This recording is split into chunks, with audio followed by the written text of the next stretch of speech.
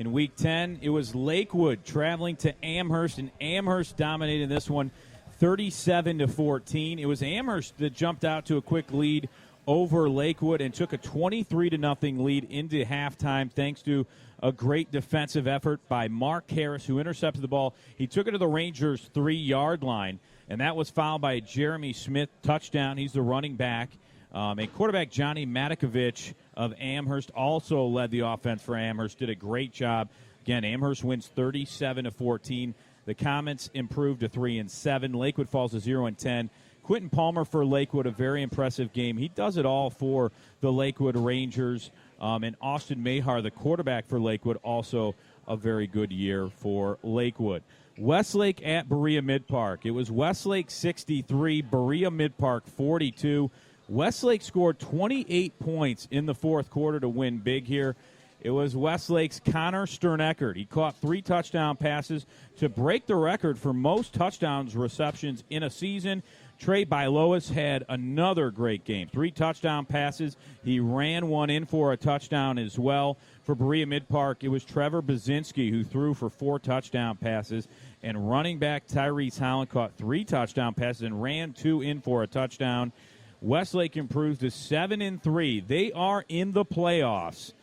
And Berea Mid-Park falls to 3-7. Westlake is number 7 as they make the playoffs. And we'll go over the pairings later on. But Westlake will travel to Holland Springfield. They are the number 2 seed.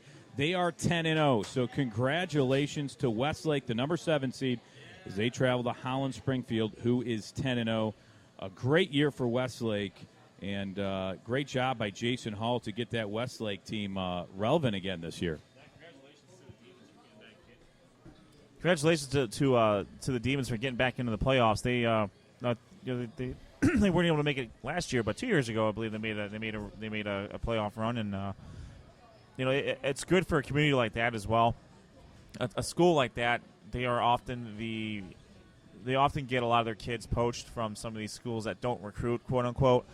So it's good to see a public school in that area where they are a breeding ground for a St. Ed's or a St. Ignatius to be able to keep kids and be able to get into the playoffs. That's fantastic. And, they had a few really good years and then a couple down years. But, they just have players. Terrence Rose returned another kick for a touchdown as well. So they have playmakers in there, and they're going to travel to Holland Springfield. They're 10-0. That's going to be a really tough game, but making the playoffs is just a huge accomplishment for that team.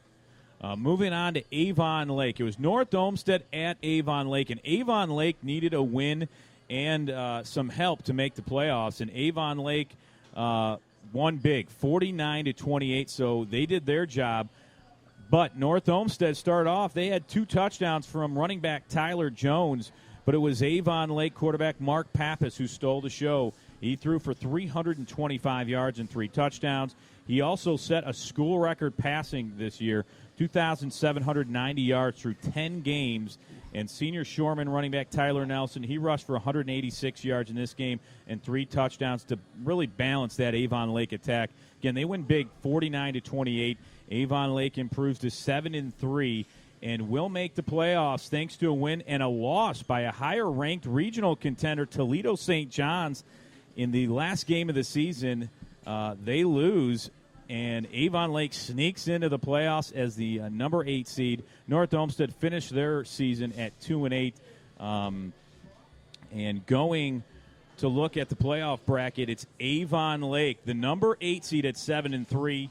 Traveling to the number 1 Avon Eagles at 10-0, and this is a rematch from earlier in the season where Avon went to Avon Lake and played, and Avon dominated that game. But this could be a little bit different in D2 Region 6. So, again, number 8 Avon Lake Shoreman will travel to the number 1 Avon Eagles in that game.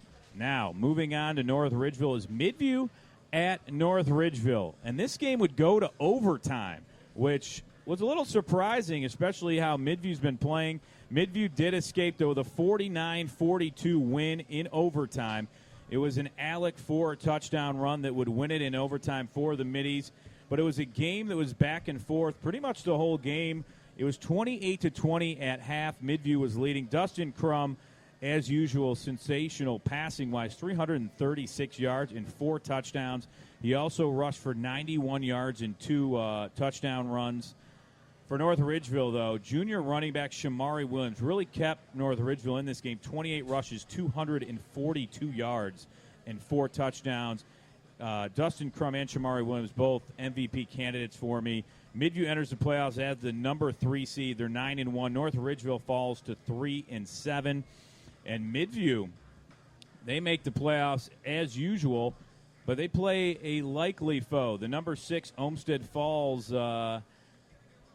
Bulldogs at 7-3 get in as the number 6 seed. They travel to Midview they're the number 3 seed at 9-1. So another rematch there as the Southwestern Conference getting 5 teams into the playoffs, and it's going to be really interesting to see what teams are going to make it here. And, of course, my spotlight game, I kind of gave it away. And Olmsted Falls traveled to Avon. And Avon, it was a close game early on, but Avon dominated for most of it. It's 42-19. Avon victorious over Olmsted Falls. But it was Olmsted Falls that would score first with a Josh Jacob 4-yard touchdown run. It was 7-0 Olmsted Falls. But Avon would answer with consecutive touchdown passes by quarterback Matt Kelly to Mitch Cooper, followed by a 17-yard run by Aaron Andrezel, making it 21-7 Avon. Olmsted Falls would cut the lead at 21-14 with a Spencer Linville touchdown run, the running back for Olmsted Falls. Avon then would score 21 unanswered to win big 42-19. They're your number 1 seed in Division II Region 6. Again, Avon will take on Avon Lake at home. Avon improved at 10-0. Olmsted Falls, they do make the playoffs at the number 6 seed, and they finish 7-3. Spencer Linville, though, listen to these stats. 29 rushes, 156 yards for Spencer Linville. It was quarterback Matt Kelly, 7 of 10 for 195 yards, 4 touchdowns on the day. My Southwestern Conference Player of the Week goes to North Ridgeville running back Shamari Williams.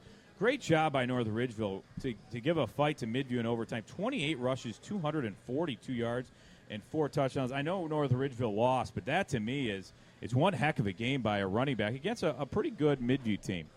I mean, anytime you take Midview to overtime, that's a good thing. I mean, that's a good thing for your team there. I mean, Midview is obviously very tough. They're very and normally when you need to stay close with Midview, you have to score. And North Ridgeville showed that they were up to the task for the better part of the the entire game and leading into overtime. They just couldn't get over the hump.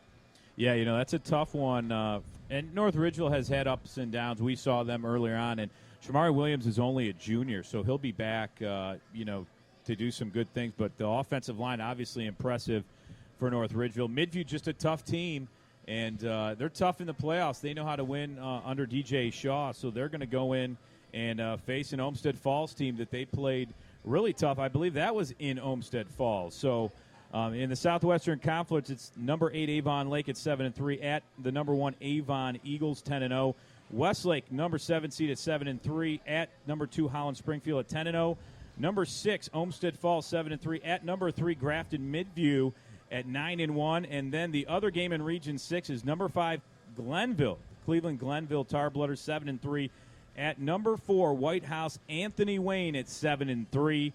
And those are your game in D2 Region 6. And we'll cover some other playoff games coming up in the show.